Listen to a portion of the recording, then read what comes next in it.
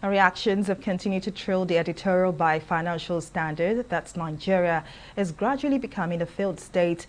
The respected newspaper x-rayed the heightened insecurity in the country manifest in banditry, kidnapping and tourism, and one that Africa's most populous country is teetering on the brink.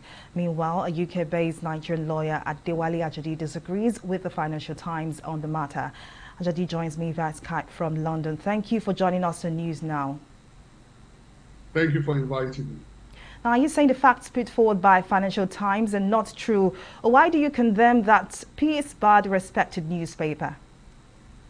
Well, the Financial Times has many things that it's done in the past that are worthy of being congratulated upon with regards to Nigeria, but this is not one of them. In presenting this situation as a crisis, as presenting Nigeria as a failed state, is a very flawed analysis and a flawed conclusion. Firstly, the incidents that I highlighted are extraordinary incidents that don't amount to anything really significant in terms of the volume and the scale for the country. The point they make about the young boys in Katsina, in Kankara, Katsina, 330 young men who were kidnapped and then released successfully by the security forces.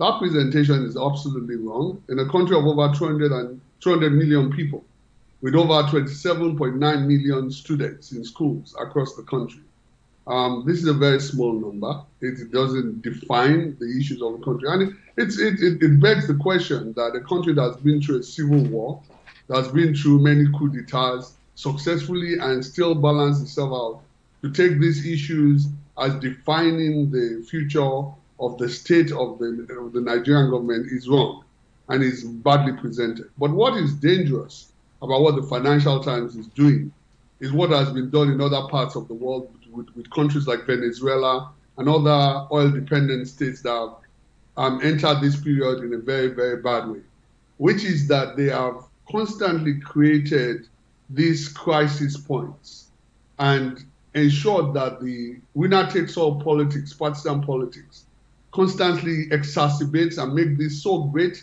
that eventually the nation becomes ungovernable. This is the danger in this kind of commentary and this danger in this kind of editorial. Of course, there are issues happening that need to be addressed. And it would be wrong for anybody, including the government, to ignore them. And they are not ignoring them. However, when you have a global crisis like the pandemic, you do not turn it into a national feeling.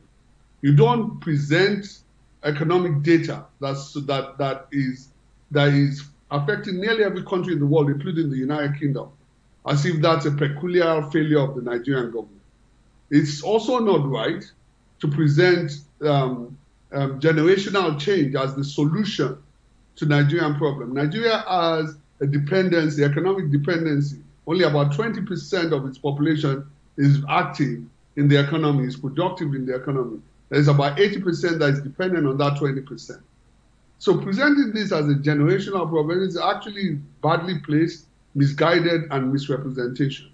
But what is scary about the Financial Times editorial is how the Nigerian elites have embraced it and have used it as a political football to attack the government at the moment where we need all to recognize that we have national challenges that are not partisan in nature, that require all of us to find solutions and to collectively work together to make sure that the future of the country is better.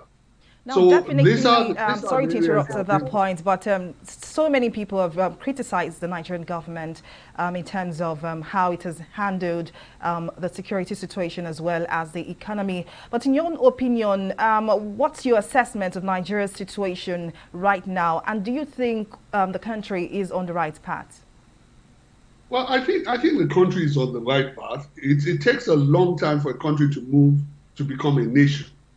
The challenges of becoming a nation are the things that we are going through. And it is not easy. Neither is it not going to mean periods like this. It's not conceivable that you will go through periods like this, especially in the context that is happening in the world. However, one cannot be complacent about the things that we face. What is happening right now is that we are seeing that there's a proliferation of arms on the street. This has been warned for a long time. And the United States government made sure that there was no national compact, global compact on small arms regulation. So all the arms that have come into the country is being exploited. The second thing that is very difficult is that as Nigerians, we have become increasingly individualistic and materialistic. And it does not matter so long as we are all right, rather than we are collectively all right. These are all the kinds of dangers that we have to contend with. And it is the one thing that I can criticize the government firmly about is that all the challenges we are facing, there is no one single military solution to all of them. You cannot solve the problem exclusively. We have to mobilize the good angels of all Nigerians to deal with some of these problems.